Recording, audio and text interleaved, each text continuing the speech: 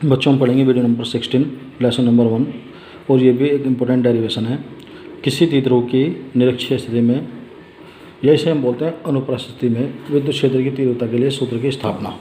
या तुमसे कह सकते हैं सिद्ध करो कि निरक्षीय स्थिति में विद्युत क्षेत्र की तीव्रता के लिए, या विद्युत क्षेत्र की तीव्रता ये बराबर होते हैं 1/4π P/r/Q। ठीक, और ये भी डेरिवेशन है द्विध्रुव के लिए। ठीक, देखिए मान लो हमारे पास दो आवेश हैं, -q +q, और इनका केंद्र है O। -q से O तक की दूरी L, O से +q तक की दूरी L। इसे मान लिया हमने बिंदु A, इसे मान लिया हमने बिंदु P। और जब दोनों ध्रुवों को मिलाने वाली रेखा के मध्य बिंदु से कोई रेखा ऊपर की ओर खींच दी जाती है, तो जिस बिंदु पर भी वो जाकर टच होगी, या जिस बिंदु पर भी हम उसे लेंगे, ये मध्य बिंदु से एक रेखा खींच दी जो बिंदु P पर, r दूरी पर कोई बिंदु P है ये,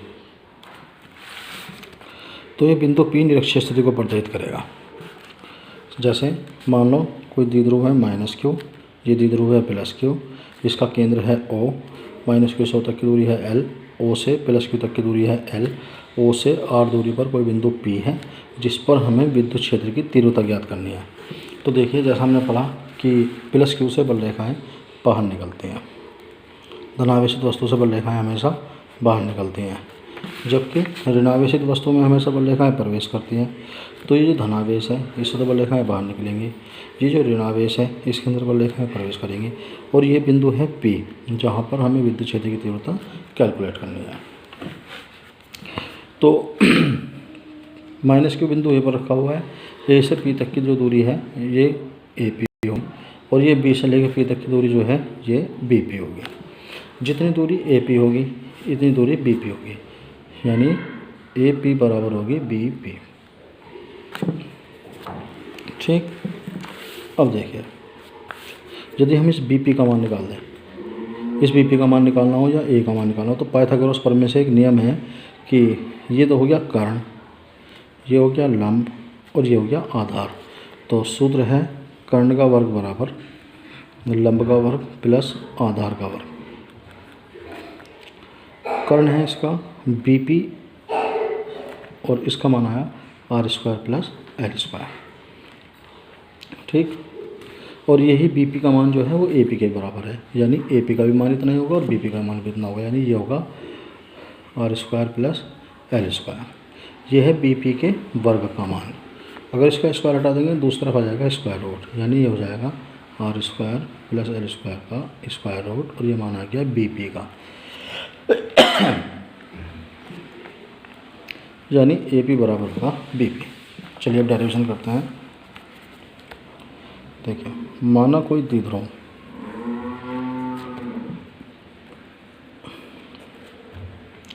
विद्युत क्षेत्र में रखा है,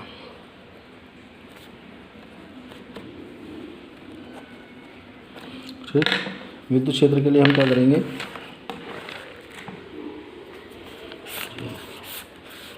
हल्की रेखाएं जो विद्युत क्षेत्र को प्रदर्शित करेंगे, विद्युत क्षेत्र में रखा है, जिनके बिंदु O से r दूरी पर कोई बिंदु P है जिस पर तीव्रता ज्ञात करनी है।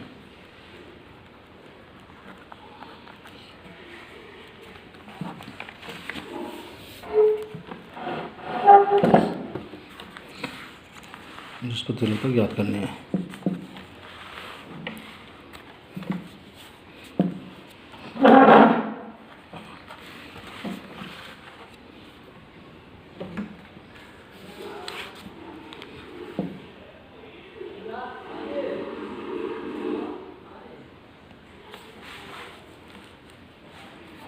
जिस पर तीव्रता ज्ञात करनी है, देखिए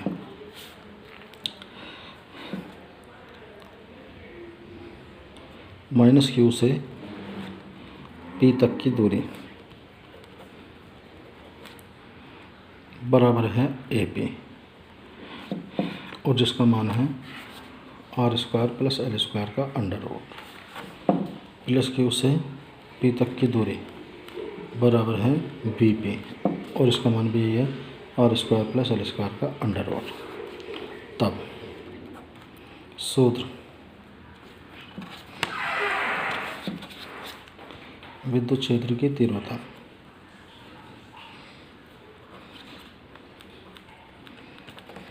ई बराबर 1/4πε0 इंटू क्यू बटे आर स्क्वायर से।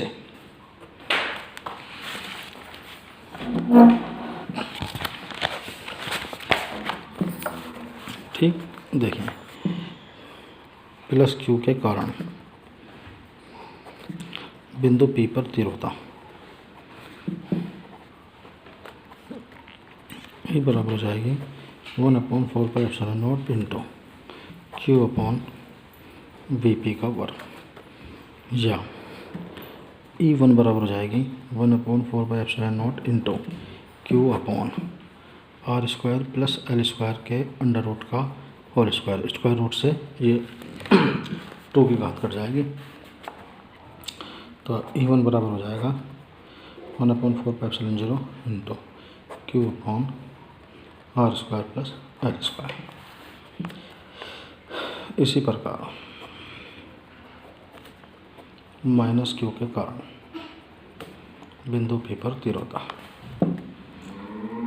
E2 बराबर हो जाएगी 1/4πε0 into Q upon A P का वर्ग, या E2 बराबर 1/4πε0 into Q upon R square plus L square के अंडर रूट का स्क्वायर, और यहाँ स्क्वायर से अंडर रूट कट जाएगा, तो E2 बराबर भी आएगा 1/4πε0 into Q upon R square plus L square.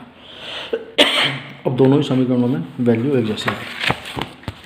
अब जो पहला डेरिवेशन था उसमें तो बिंदु पी पर दिशाएं बिल्कुल क्लियर थी कि E1 आगे चल रहा है, E2 पीछे चल रहा है, ये दोनों एक दूसरे के विपरीत थे। लेकिन यहाँ किसी एंगल पर, यहाँ इस बिंदु P पर हमें तीव्रता ज्ञात करनी है। यहाँ पर एक थीटा एंगल बना हुआ है, ये भी थीटा एंगल है। ठीक, तो यहाँ पर हमें दिशा ज्ञात करने के लिए इस बिंदु P को ऊर्ध्वाधर और क्षैतिज घटक में बांटना पड़ेगा, जिससे कि E1 और E2 की दिशा कैलकुलेट हो जाए। क्योंकि इस चित्र से हमें ये पता नहीं चल रहा कि ये E1 और E2 एक ही दिशा में है। ठीक, या देखो विपरीत दिशा भी नहीं कह सकते इन्हें, और हम एक दिशा भी नहीं कह सकते क्योंकि थीटा एंगल बना हुआ है। तो इनको हम ऊर्ध्वाधर और क्षैतिज घटक में बांट देंगे। तो ऊर्ध्वाधर और क्षैतिज घटक में कैसे बटेंगे, देखिए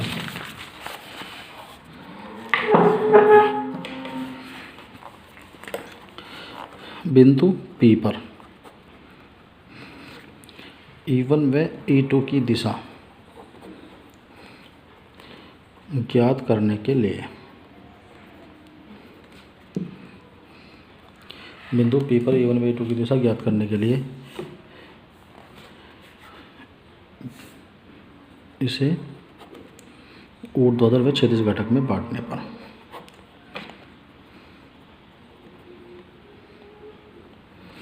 घटक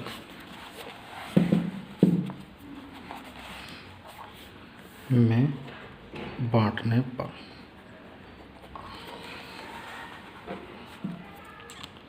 देखिए जो बिंदु P है, एक दिशा ये थी, एक दिशा ये है, ये E1 है, ये E2 है। बिंदु P पर ये दिशा है E, तो हमने यहाँ से ऊर्ध्वाधर और क्षैतिज घटक में बांटने के लिए ये थीटा एंगल है, ये थीटा एंगल है, तो ये भी थीटा होगा और ये भी थीटा होगा। ठीक, तो जब हम कैलकुलेशन करने के बाद इनके मान ज्ञात करेंगे, ये आएगा E1 साइन थीटा, ये आएगा E2 साइन थीटा, और ये वाली भुजा भी और ये वाली भुजा भी, ये आएंगी E1 कोस थीटा और ये आएगी E2 कोस थीटा। ये आएंगी कैसे, देखें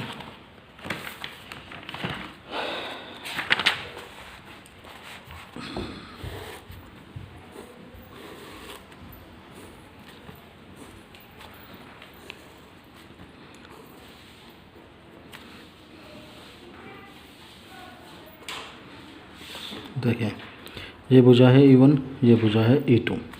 ठीक, ये दोनों समान है।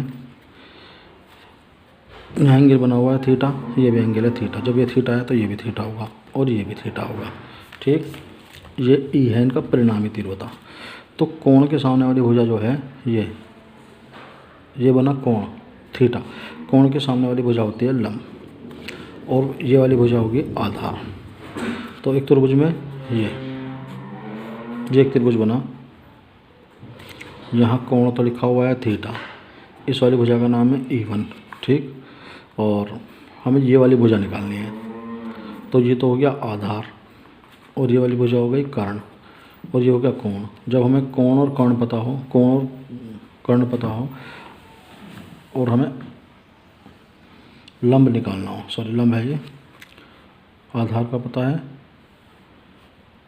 कर्ण का पता है, लंब निकालना है, कोण भी दिया हुआ है। तो सूत्र है साइन थीटा बराबर लंब बटे कर्ण, या साइन थीटा बराबर जो लंब है ये और कर्ण है E1। तो अगर हमें लंब का मान निकालना हो तो ये हो जाएगा E1 साइन थीटा बराबर लंब। तो ये वाली जो भुजा आई ये आई E1 साइन थीटा। इसी के विपरीत बिल्कुल यहाँ E2 लिखा हुआ है तो ये भुजा आएगी E2 साइन थीटा। ऐसे ही यदि हमें आधार निकालना हो, हमें कोण का पता है, कर्ण का पता है और हमें आधार निकालना है, तो सूत्र है कोस थीटा बराबर आधार बटे कर्ण, यानी आधार बराबर हो जाएगा कोस थीटा इंटू कर्ण और कर्ण है इसका E1। तो ये वाली भुजा आएगी E1 कोस थीटा। इसी के विपरीत बिल्कुल यहाँ E2 लिखा हुआ है तो ये भुजा आएगी E2 कोस थीटा।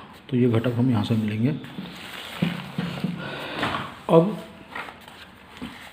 E1 की वैल्यू जो है, E1 की वैल्यू है 1/4πε0 Q/r² प्लस L²। और इसी प्रकार E2 की वैल्यू भी इतनी है 1/4πε0 इंटू Q/r² प्लस L²। तो जहाँ E1 और E2 दोनों एक दूसरे के इक्वल हैं तो E1 व E2 साइन थीटा एक दूसरे के बराबर।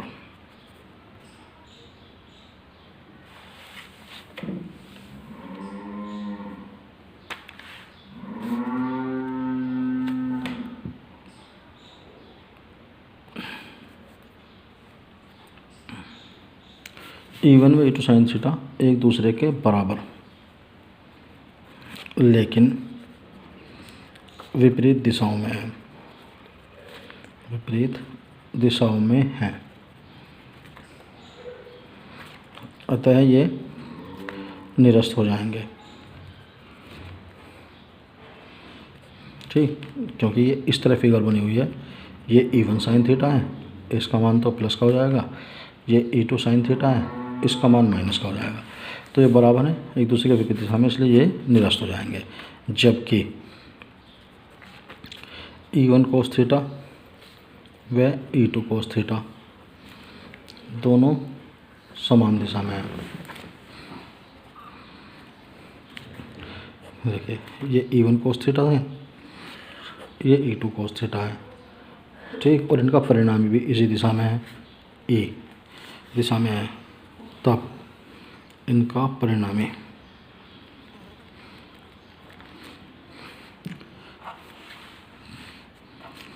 E बराबर हो जाएगा E1 कोस theta plus E2 cos theta. इसे हम मान लेंगे इक्वेशन फर्स्ट, और इक्वेशन फर्स्ट में हम मान रखेंगे समीकरण 1 में E1 व E2 का मान रखने पर तो ये हो जाएगा E बराबर 1/4πε0 into Q/r² plus L² into cos theta plus 1/4πε0 into Q/r² plus L² into cos theta, या E बराबर हो जाएगा 1/4πε0 इंटू Q/r² प्लस L², ये कॉमन हो जाएगा, इंटू यहाँ हो जाएगा कोस थीटा प्लस कोस थीटा। ये ऐसे लिख देंगे हम 1/4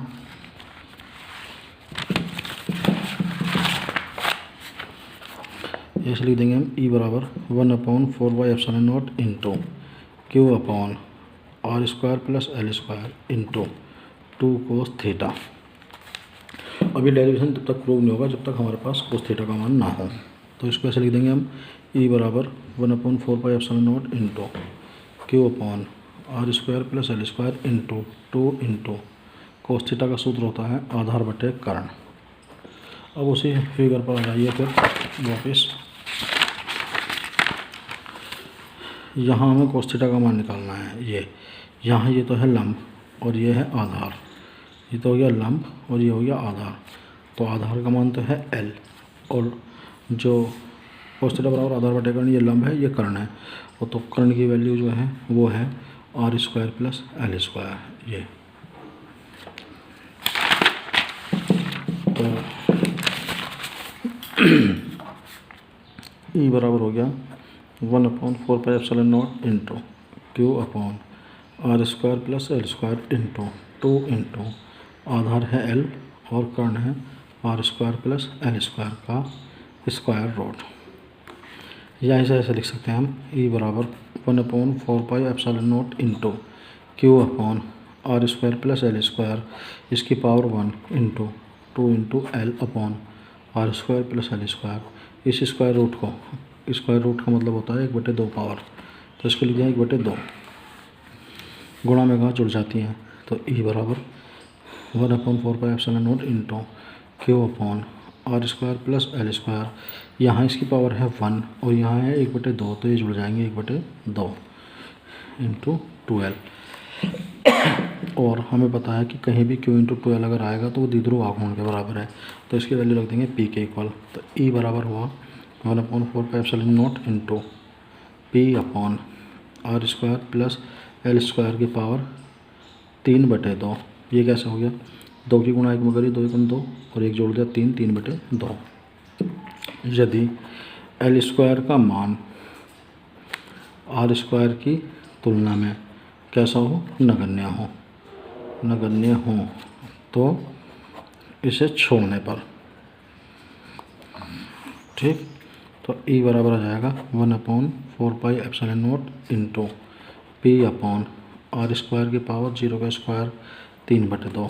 ये ऐसे लिख सकते हैं हम ई बराबर 1/4πε0 into P upon R square की पावर 3/2। इस पावर से स्क्वायर से ये पावर घट जाएगी, तो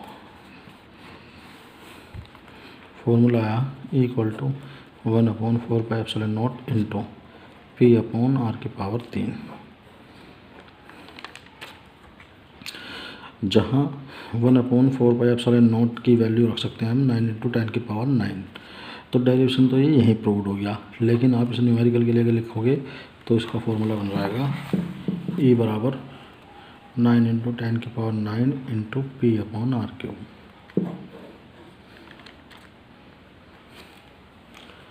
प्रॉब्लम